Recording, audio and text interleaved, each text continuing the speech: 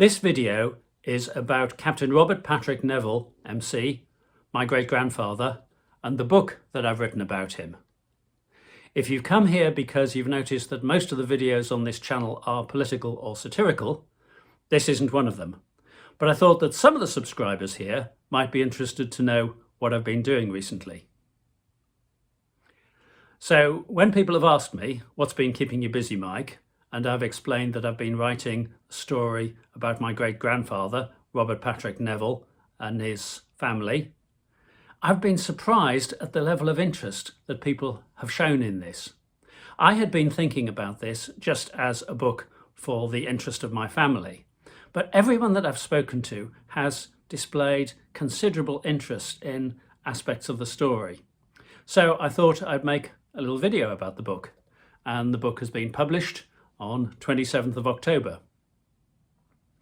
On 27th of October 1917, Robert Patrick Neville's life was ended by an enemy bomb dropped on the Allied side of the front line near Ypres on the second day of the Second Battle of Passchendaele.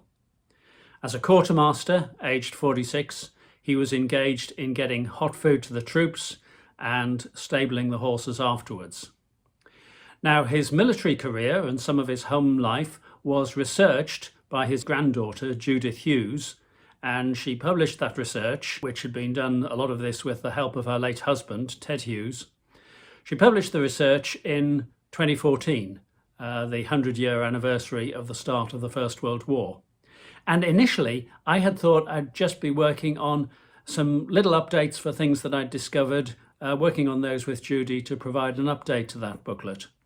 But I found that I was discovering much, much more, and the result is this 200-page book produced with Judy's blessing, but that I've produced based on my own research, drawing heavily, actually, also on Judy's earlier work.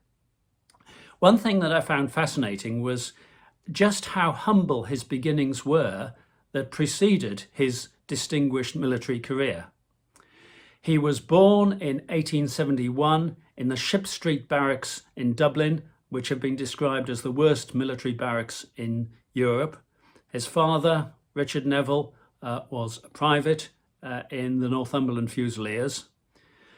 Before he was 5 years old, his mother had died. He had two younger brothers, Horace and Sylvester. His father was by then retired disabled from the Northumberland Fusiliers with rheumatism and paralysis, and the family really met some pretty rough times, and they were in and out of the Dublin workhouses for the next few years. One thing, though, that I found particularly interesting was the degree of support from the Hanlon or O'Hanlon family during those years. Julia Hanlon, or O'Hanlon, born Julia Riley, was Robert Patrick Neville's maternal aunt, his mother's sister. And the support by the Hanlons runs like a thread through the subsequent years. In 1876, the workhouse entry for Robert's mother and his younger brother is marked, "In case of death, notice is to be sent to Mr. O'Hanlon at 26 Merchants Quay." In 1880, the two younger boys are marked as leaving the workhouse, but with a comment on one of them going to mother. Now, they weren't going to their mother had died several years earlier, but they were almost certainly going to their aunt, foster mother if you like, Julia O'Hanlon, who was then looking after them. And there are several times where the father is in the workhouse and the boys aren't, and it's almost certain that the O'Hanlon family, Julia and her eldest daughter Catherine, who was Robert Patrick Neville's godmother and cousin, were looking after them. And I've conveyed my thanks to Julia O'Hanlon's great-great-granddaughter, Carol Kane, in Dublin, because without that care for the Neville boys, I might not be here. My grandmother referred to Catherine, Katie, and her younger sister Julia as her Dublin aunts, though they were her father's cousins, not his sisters. I happened to mention to a historian in Dublin that my great-grandfather and his family had lived at 15 Moore Street, Dublin, and Brian, the historian at Kilmainham Jail, said 15 Moore Street? Your great-grandfather and his family lived at 15 Moore Street? And I said, yes, what's the significance? And he explained that the surrender of the 1916 Easter uprising had been from that address in Moore Street. There is now going to be a national monument there to commemorate the significance of that address. So I have now included a little appendix in the book to show the significance of the Neville's address in the 1880s.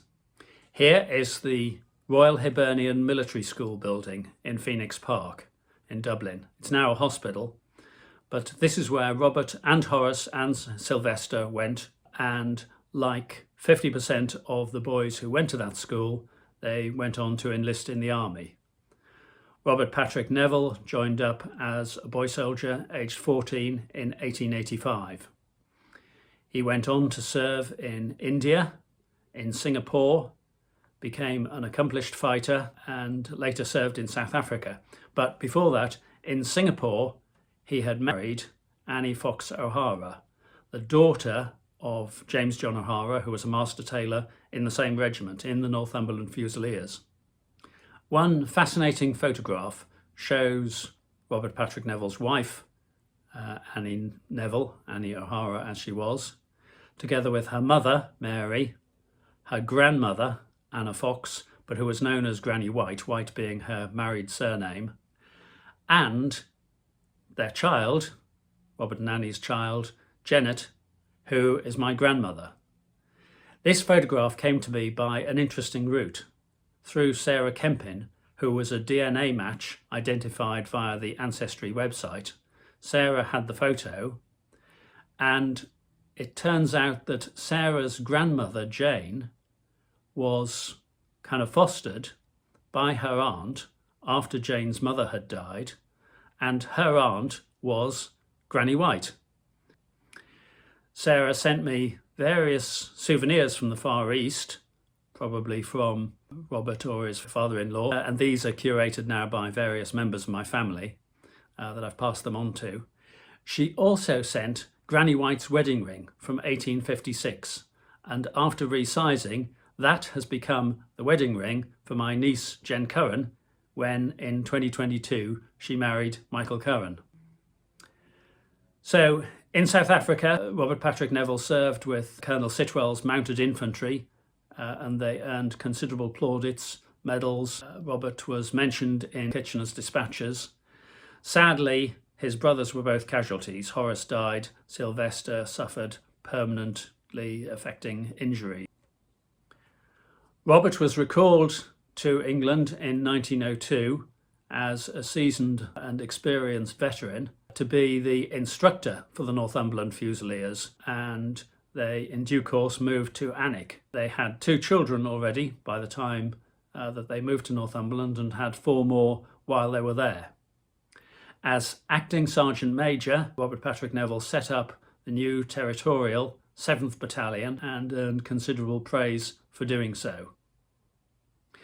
There are 1 or 2 family mysteries in all of this, which I have explored, particularly the disappearance in South Africa of James John O'Hara, Robert Patrick Neville's father-in-law. Have I completely solved that puzzle? Well, I've solved one puzzle, but identified another one. So there are a few digressions in the book. If I found something out that I found interesting that's related to the family, then I've included it. So you'll see a few of those if you read the book.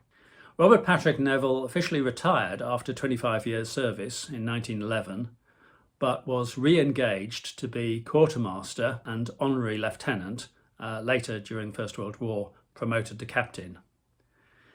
So there is much more of the story in the book.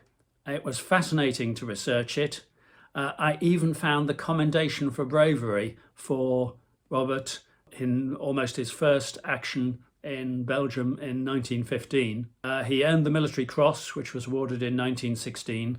The historian Francis Buckley singles him out for a special mention, special tribute appendix in the War History of the Northumberland Fusiliers, and I have reproduced that in this book. I have also put together a map a historic map of Dublin with the permission of the Royal Society of Antiquaries of Ireland, but annotated with the significant locations for Robert Patrick Neville's childhood in Dublin, the workhouses, the various addresses where the Hanlons were, and so on, including the house that the Dublin aunts lived in, which my cousin Roger later purchased without any idea that his great-grandfather's cousins had lived there too.